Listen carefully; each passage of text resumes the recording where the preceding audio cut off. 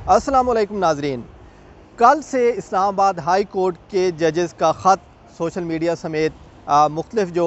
Media के platforms हैं उन पर गर्दिश कर रहा है और हॉट टॉपिक जो है वो बना हुआ है पाकिस्तान में और पाकिस्तान की अदलिया में, क्योंकि 6 जजेस ने ख़त लिखा है सुप्रीम जुडिशल कौंसिल को। इस्लामाबाद हाई कोर्ट के इस वक्त जो है 7 जजेस हैं, चीफ़ जस्टिस के अलावा 7 जजेस हैं और चीफ़ जस्टिस को मिला के 8 जजेस इस वक्त इस्लामाबाद हाई कोर्ट में मौजूद है। ताहम उनमें से एक जज जस्टिस मियां गुल हसन ने ख़त नहीं लिखा। इसके अलावा दीगर जो 6 जजेस हैं, चीफ़ जस्टिस आमिर फ़ारूक को छोड़ के 6 जजेस ने ख़त लिखा है जिसमें संगीन इल्ज़ामात आयद किए गए हैं एजेंसियों पर और ख़ास तौर पर ISI पर कि ISI जो है वो मुकदमात के फ़ैसले के लिए प्रेशर डालती है और जजेस को हिरासत भी किया जाता है। उनके घरों में कैमरे भी लगाए गए हैं और जो जजेस के रिश्तेदार हैं उनको भी गिरफ़्तार किया जाता है और उनको टॉर्चर भी किया जाता है। और ख़त में ये कहा गया है कि सुप्रीम जुडिशल कौंसिल राय दे कि इसका क्या हल हो सकता है। और जो ख़त सुप्रीम जुडिशल कौंसिल समेत सुप्रीम कोर्ट के तमाम जजेस को लिखा गया है उसमें इस्लामाबाद हाई कोर्ट के 6 जजेस ने ये लिखा है कि ये मामला जो है ये 2023 से चल रहा है। फरवरी 2023 से ये मामला चल रहा है और 2023 में जजेस ने इस्लामाबाद हाई कोर्ट के जो चीफ़ जस्टिस हैं आमिर फ़ारूक उनको इस हवाले से आगाह भी किया था और मीटिंग्स भी हुई थी उनसे और उनको बताया गया था कि उनको जो इमरान ख़ान के मुकदमात हैं, जो टेहरान उनकी बेटी का मुकदमा चल रहा था उसको फ़ैसला देने के लिए उन पर दबाव डाला गया और इस हवाले से इस्लामाबाद हाई कोर्ट के चीफ़ जस्टिस को बारहा आगाह किया गया। और जजेस ने अपने ख़त में ये भी लिखा है कि चीफ़ जस्टिस को जब ये सारी बात बताई गई कि एजेंसियाँ और एग्जीक्यूटिव के जो कुछ अरकान हैं वो हिरासत कर रहे हैं, तो इस पर चीफ़ जस्टिस आमिर फ़ारूक ने ये जवाब दिया कि वो DG ISI से उनकी बात हुई है और वो इस मामले को देख रहे हैं और मुस्तकबिल में ऐसा नहीं होगा, क्योंकि ये बात है फरवरी 2023 की। और इसके बाद जजेस का ये कहना है कि उसके बाद भी ये सिलसिला रुका नहीं है, बल्कि मई 2023 में भी जजेस को हिरासत किया गया और उन पर दबाव डाला गया, उनके रिश्तेदारों को गिरफ़्तार किया गया। एक जज के दामाद को 24 घंटे तक बंद रखा गया और उनको टॉर्चर भी किया गया, उनको इलेक्ट्रिक शॉक्स लगाए गए और उनसे वीडियो बयान भी रिकॉर्ड कराए गए। जबकि ख़त में ये भी लिखा गया है कि कुछ जजेस जो हैं,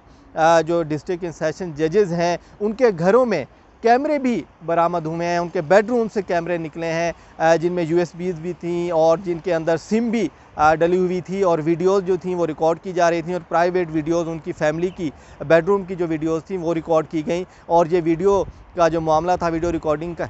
ये भी इस्लामाबाद हाई कोर्ट के चीफ़ जस्टिस के सामने रखा गया और उस वक्त के चीफ़ जस्टिस उमर अता बंदियाल से इस्लामाबाद हाई कोर्ट के 6 जजेस ने मुलाकात भी की। और ख़त में ये कहा गया कि उस मुलाकात में साबिक जज सुप्रीम कोर्ट इजाज़ुल एहसन भी, जो कि आप इस्तीफ़ा दे चुके हैं, वो भी मौजूद थे। ताहम उस वक्त कोई कार्रवाई नहीं की गई और ये कहा गया कि इस मामले को देखा जाएगा और मुतलका फ़ोरम पर इसको हल करने की कोशिश की जाएगी। ताहम साबिक चीफ़ जस्टिस उमर अता बंदियाल के दौर में इस पर कोई कार्रवाई नहीं की गई। और ख़त में ये भी लिखा गया है कि उस वक्त जो सीनियर तरीन जज थे, जो अब चीफ़ जस्टिस हैं काजी फैज़ ईसा, उनसे भी मुलाकात की थी जजेस ने और काजी फैज़ ईसा को भी ये सारा मामला बताया गया था कि किस तरह एजेंसियाँ जो हैं वो दबाव डाल रहे हैं और हिरासत किया जा रहा है जजेस को, लेकिन किसी ने कार्रवाई नहीं की। तो अब रिसेंट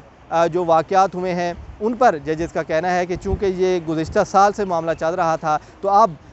इस्लामाबाद हाई कोर्ट के साबिक जज शौकत अज़ीज़ सिद्दीकी की बरतरफ़ी के केस में जो फ़ैसला दिया है सुप्रीम जुडिशल कौंसिल ने, जिसमें उनको बहाल किया गया है और सुप्रीम कोर्ट की जानिब से ये फ़ैसला दिया गया है कि उनको पेंशन और मराद दी जाए और बहाल जो है उनको इस सूरत में सिर्फ पेंशन और मराद की हद तक उनकी पटिशन में उनको किया गया है, लेकिन उनको ओहदे पर बहाल नहीं किया गया क्योंकि वो रिटायर हो चुके हैं और 62 साल की उम्र के बाद इस्लामाबाद हाई कोर्ट के जज को ओहदे पर बहाल नहीं किया जा सकता था। तो इस जजेस ने लिखा है कि शौकत अज़ीज़ सिद्दीकी का जो फ़ैसला आया है उससे उनको थोड़ा हौसला मिला है कि वो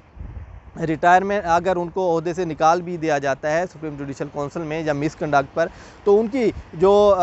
मुकदमात हैं वो सुप्रीम कोर्ट सुन सकती है और प्रेसिडेंट बन गया है शौकत अज़ीज़ सिद्दीकी केस का। और ख़त में ये कहा गया कि शौकत अज़ीज़ सिद्दीकी ने जो इल्ज़ामात लगाए थे कि उस वक्त के DG ISI फैज़ हमीद ने उन पर दबाव डाला और मियाँ नवाज़ शरीफ और मरीम नवाज़ के ख़िलाफ़ जो मुकदमात थे उनका फ़ैसला करने का प्रेशर डाला और ये कहा कि इंतखाबात में जो है इनको हिस्सा नहीं लेने देना। 2018 में जो इंतखाबात हुए थे तो DGISI के जो इल्ज़ामात थे उनकी तहकीकात नहीं हुई। जजेज़ ने ये कहा है ख़त में कि उनकी तहकीकात होनी चाहिए थी, क्योंकि अगर तहकीकात हो जाती तो अब ये दोबारा ऐसे मामलात ना होते। तो अब ये ख़त जो लिखे गए हैं और उनमें ज़िक्र किया गया है 2023 का, उस वक्त चीफ़ जस्टिस साबिक़ चीफ़ जस्टिस उमर अताब बंदियाल उस वक्त चीफ़ जस्टिस थे, तो मौजूदा चीफ़ जस्टिस जो है इनका उसमें कोई किरदार फ़िलहाल नहीं है, क्योंकि ये माजी की बातें की गई हैं कि माजी में ऐसा होता रहा है, बंदे उठाए जाते रहे, जजेस को हिरासत किया जाता रहा। लेकिन अब मौजूदा सूरत हाल देखी जाए तो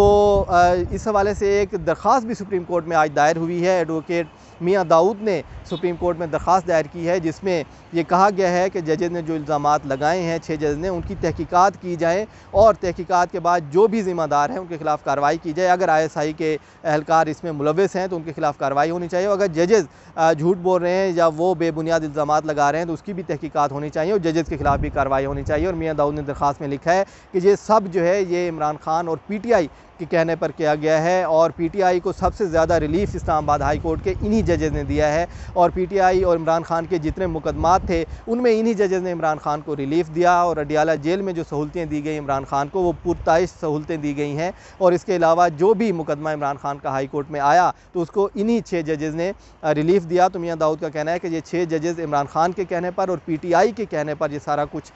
जो है कर रहे हैं और बेबुनियाद इल्ज़ामात लगा रहे हैं एजेंसियों पर, और इस बात की तहकीकात की जाए और एक कमीशन तश्कील दिया जाए जो कमीशन तहकीकात करे और मामला सुलझाए। तो अब देखना है कि मौजूदा चीफ़ जस्टिस काजी फैज़ ईसा इस हवाले से क्या एक्शन लेते हैं, क्योंकि गुज़िश्ता रोज़ ज़राए के मुताबिक चीफ़ जस्टिस पाकिस्तान ने इस्लामाबाद हाई कोर्ट के चीफ़ जस्टिस आमिर फ़ारूक को सुप्रीम कोर्ट बुलाया और उनसे तमाम सूरत हाल पूछी और इस हवाले से एक्शन लेने के हवाले से मशावरत भी की गई। लेकिन अब चूँकि ये माजी की बातें हैं, 2023 के ये सारे मामलात हैं, तो मौजूदा चीफ़ जस्टिस इस पर क्या एक्शन लेते हैं। क्या मियां दाऊद की पिटीशन सुप्रीम कोर्ट में लगाई जाती है और आर्टिकल 184(3) के तहत उन जजेज़ को भी सुना जाता है जिन्होंने इल्ज़ामात लगाए और जो एजेंसी के जिन पर इल्ज़ामात लगाए गए हैं उनको भी सुना जाता है। तो ये मज़ीद जो इस हवाले से अपडेट होगी उस हवाले से भी नाज़रीन को आगाह करेंगे। लेकिन फ़िलहाल ये जो संगीन इल्ज़ामात आयद किए गए एजेंसियों पर, इस हवाले से जो है सुप्रीम कोर्ट में सोचो विचार जारी है और सुप्रीम कोर्ट इस पर क्या एक्शन लेती है ये आने वाले दिनों में ये बात खुलकर सामने आएगी। और आज दरख्वास्त भी दायर हुई है और PTI के जो रहनुमा हैं सीनियर वकील लतीफ़ खोसा, उनके बेटे शहबाज खोसा ने भी सुप्रीम जुडिशल कौंसिल को एक ख़त लिखा है जिसमें यह मुतालबा किया गया है कि इस्लामाबाद हाई कोर्ट के 6 जजेज़ ने एजेंसियों पर जो इल्ज़ामात आयद किए हैं उनकी तहकीकात की जाएँ और एजेंसियाँ जो हैं वो PTI के दीगर अरकान के ख़िलाफ़ भी कार्रवाइयाँ करती रही हैं तो उनके खिलाफ़ कार्रवाई होनी चाहिए, ये लिखा है शहबाज खोसा ने। तो अब ये ख़त भी आ गया है, मियां दाऊद की दरख्वास्त भी आ चुकी है और इस्लामाबाद हाई कोर्ट के 6 जजेज़ का ख़त भी सुप्रीम जुडिशल कौंसिल के सामने मौजूद है। तो अब इस पर क्या एक्शन लिया जाता है, क्या कार्रवाई होती है, ये आने वाले दिनों में ही जो है बात खुलकर सामने आएगी और इस हवाले से जो भी अपडेट्स होंगी उस हवाले से नाज़रीन को आगाह करते रहेंगे।